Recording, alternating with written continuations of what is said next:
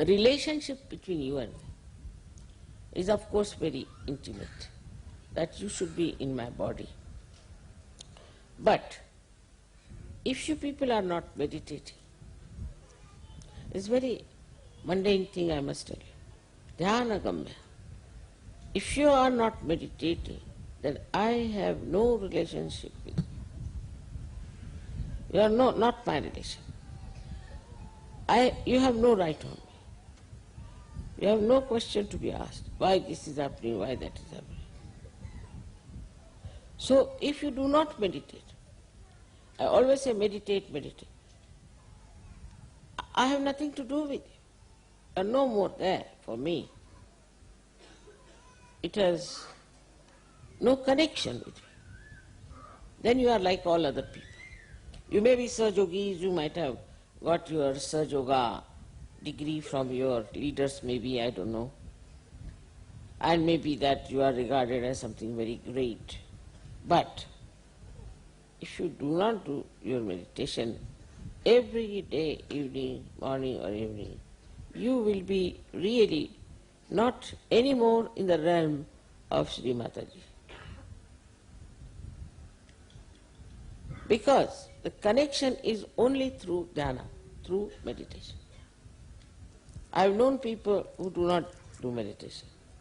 Then they suffer, their children suffer, then something happens, then they start coming and telling me. But I see clearly that the person is not meditating. I have no relationship with him. He has no right to ask me anything. In the beginning, of course, the meditation takes some time. But once you will know what is meditation is, how you enjoy my company, how you are one with me, how we can have a rapport with each other. There's no need to have anything else in between, like writing letters or maybe some sort of a special connection, nothing. Only thing that is needed is the meditation. In meditation you grow. In that spiritually you become higher. And when that happens, you start, in a way, I would say, that when you reach a state of that, I should say, maturity in Sahaja Yoga, then you don't want to give up your meditation, because that time you are absolutely one with me. That doesn't mean for 3 hours, 4 hours you should do meditation. But it is how much intensely you are with me is important. Now it is not how much time you are with me. Then I am responsible for your children, for everyone. I am responsible for your ascent, for your protection, to save you from all your negativity. So it's not like a father who will directly punish you. It's not that. But it's just, all right, you are not my relation, I'm out. That's the only thing that can happen. If you are not meditating, all right, I cannot force you. I have nothing to do with you. You may have other relationship, outside, outward. But this inner relationship by which you get your benevolence, you cannot have without meditation. I've been telling all of you, please meditate every day. But I think people are also not understanding the importance of what I'm saying. Because they tell me, Mother, we don't meditate. Why? Now we are realized, so why should we meditate? Now this instrument is fully made. But if it is not all the time connected for the mains, what's the use of having it? In that meditation, you will feel the love, the divine love, the beauty of that divine love. A complete panorama changes. A meditative person has a very different attitude, a very different temperament, a very different life, and he lives always in complete satisfaction with himself. So today, as being the first day, as you say, of the Advent, we can say that it is the first day when the Advent took place, as we are worshipping today. Of course it was not today, but still we can say that if that is true. If it has happened, it has been helpful to you, it has been a great blessing to you, then must know how to preserve it, must know how to enhance it, must know how to enjoy it. You should not just get satisfied with one, one dance drama or one this thing, one that. But you should have a full oneness with the divine, full oneness, and that is possible only if you really meditate, which is quite a easy thing to do. To meditate is, some people say, Mother, we cannot get over time, we cannot think, we are all the time thinking something, or that time we want to see the watch. In the beginning, you may have a little problem. I am not saying you may not have, you may have. But that's only in the beginning. But gradually you will be all right. Gradually you will master it. Gradually you will know it so well that you would not like to have anything else of a cheaper type. You wouldn't care for such thing. You see, so to get to your beauty, to get to your glory, to get to your own great personality, which is now exposed, only thing you have to do really, religiously, is to meditate. That's not that tonight I came very late so I did not meditate, tomorrow you see I have to go for work so I cannot meditate. Nobody wants to know the excuses. It's between you and yourself. It is your gain, nobody else's. It's for your gain everything is happening. Now one has to know that we have achieved a certain height of evolution. And from this height, you might go up to here, up to here, up to here. I'm not saying it's not possible to do that. But first and foremost thing, that whatever you may be, may consider you to be a very high class Sahaja, you have to be humble about meditation. This meditative quality. Even when I'm talking to you, it's just I am getting into it because it's so joy-giving. You just jump into the ocean of joy. First it will be difficult, but after some time you will know that this connection that you have with Sri Mataji is the only connection that you are looking out for.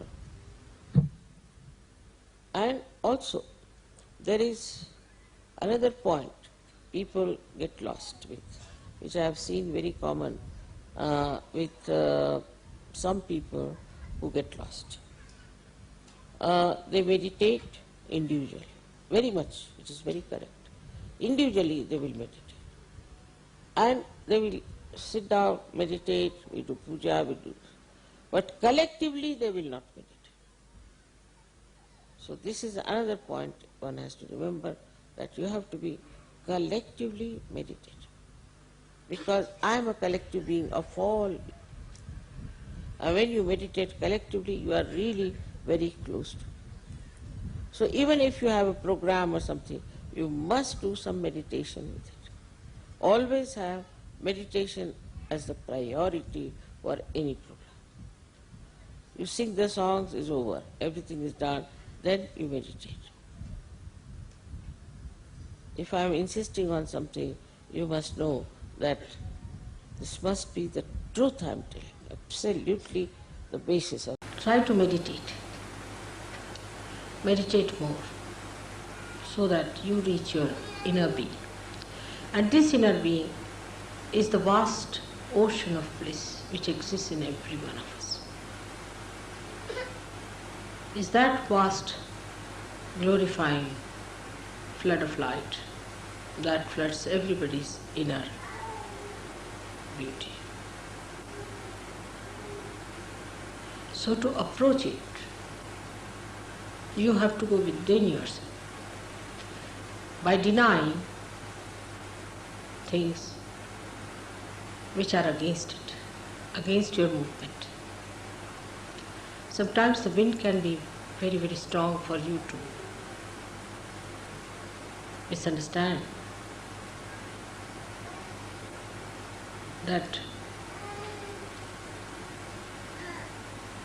the glory of God is within. But turn back. Every moment, remember that your movement has to be inward.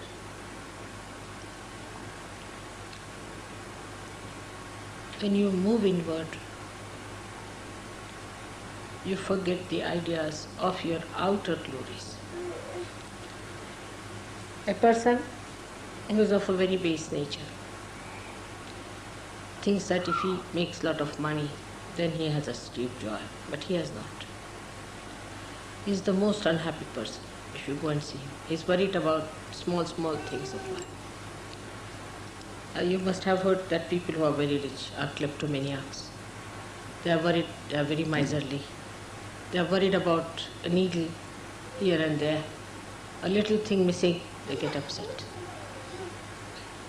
They have so many habits that they can't live without it.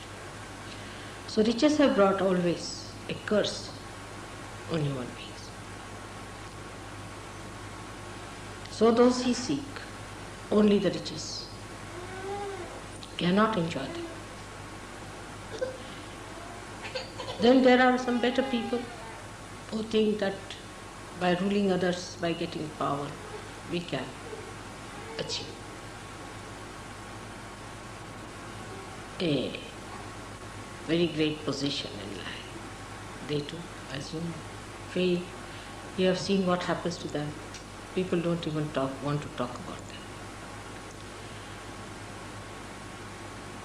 Now there are people who get attached to someone, to one person, or to the family, to their children, to their relations, very common in India.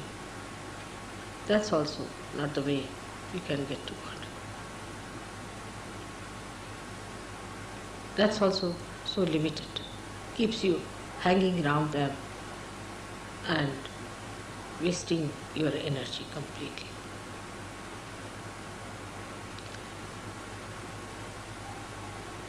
But if you enter into your being fully,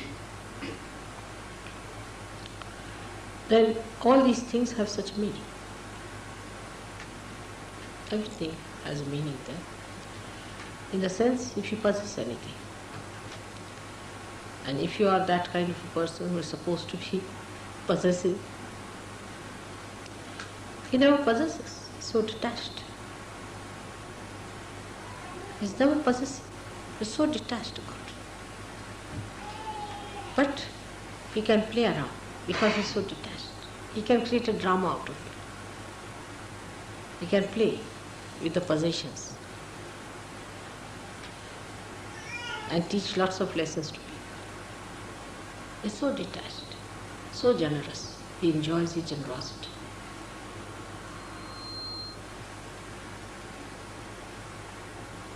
The whole thing becomes so different, so dynamic. All the beauty that is created by human beings as possession is exposed before you. And you start enjoying all those things without possessing them. You understand the myth of possession. Same with your powers that people have over other people. Those who try to make money out of Sahaja Yoga or want to have a kind of a privilege over Sahaja Yoga, it can be very subtle. This can go very far. The subtlety goes to this extent that I have seen people try to save money on account of Sahaja Yoga. That's also, the attention is on money. to make money or to save money, to make a business out of Sahaja Yoga. It is all absurd. But if you say so, I said, all right, go ahead for a while, try. You'll find that Sahaja Yoga is no business. Of course, Sahaja Yogis can work together, can do some business. But Sahaja Yoga is no business. It is business of God, where you have to give everything that you have. Not to be attached to anything. Not to be attached. There's no money to be paid as such, but all your heart is to be poured into it. If you cannot pour your heart into it, you cannot achieve it. Same about power. Some people think that they can even overpower Sahaja Yogis, impress them, control them. Such people are thrown out of Sahaja Yoga completely. You have to enjoy the power of love, that people see you as their protector, as their help, as their support, as their friend. Than is somebody who is a dominating personality. You have to be a fatherhead and not a demonic, destructive force which is always threatening everyone. Such people will be thrown out of Sahaja Yoga in no time. They are found out. I have no sympathies with such people. Never. That will bring you down. In no way. Keep yourself aloof with them.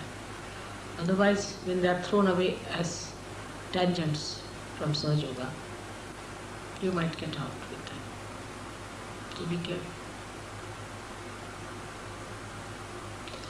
Then those people waste all their time just thinking about their family, this thing. Or those who have never thought of their family also come to Sahaja Yoga. This is a very subtle ground on which they can lose their attention to their spirit. They spoil their children, they spoil their husbands, they spoil their wives. The whole attention goes in a wrong way. And it becomes a very important issue with them, how the marriages are successful, how the children are this thing, that thing. They don't leave it to God. They have to leave it to God. We are all saints. You have to leave everything to God. In the beginning, in Sahaja Yoga, everybody says, my husband is like that, my wife is like that, my brother is like that, my children are like this, mother look after them. All right, in the beginning is all right. When you grow, you must get out. It's an individual journey towards God when you meditate. And when you reach there, then you become collective. Before that, it's an absolute individual journey within. Absolutely individual journey. You should be able to see this. That in this journey, nobody is your relation. Nobody is your brother. Nobody is your friend. You are absolutely alone. Absolutely alone. You have to move alone within yourself. Don't hate anyone. Don't be responsible. But in meditative mood, you are alone. No one exists there. You alone. And once you enter into that ocean, then the whole world becomes your family. The whole world is your own manifestation. All the children become your children,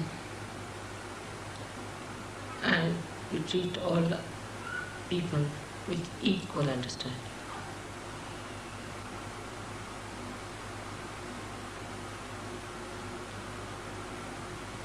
The whole expansion takes place when you enter inside your spirit and start seeing through the eyes of the spirit. with such calm, such peace, such bliss exists within you. You have to be ready for that journey.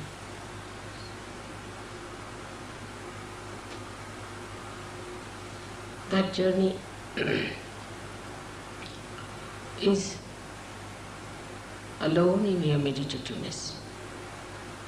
And the more you find something in your meditation, the more you want to go and distribute it to others. That has to be. If that does not come into you, then it has not worked out. There's no purity. There's some sort of a bias. In that individual pursuit, whatever you find, you want to enjoy it with others. You want to give it to others. This is the sign of a person who has been really meditative. The one who is meditative and has not been able to distribute what he has found is cheating himself and cheating others as well. Because that joy that you receive in your meditation has to be distributed,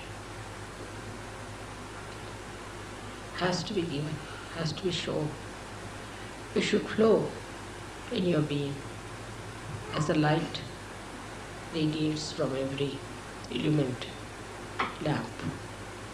You don't have to take a vow to say that this is an enlightened light. In the same way, a saint should not be certified that he is a saint. But the depth you achieve within yourself spreads all over.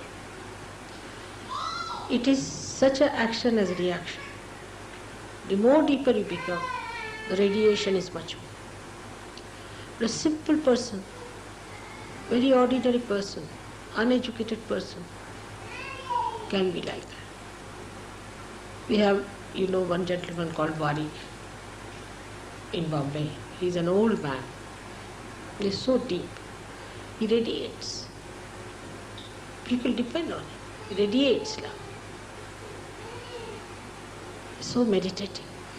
You don't have to spend too much time on meditation. But whatever you spend time, whatever you gain, has to be visible outside. How you radiate and how you give it to others. That's the quality of the saints you have to be.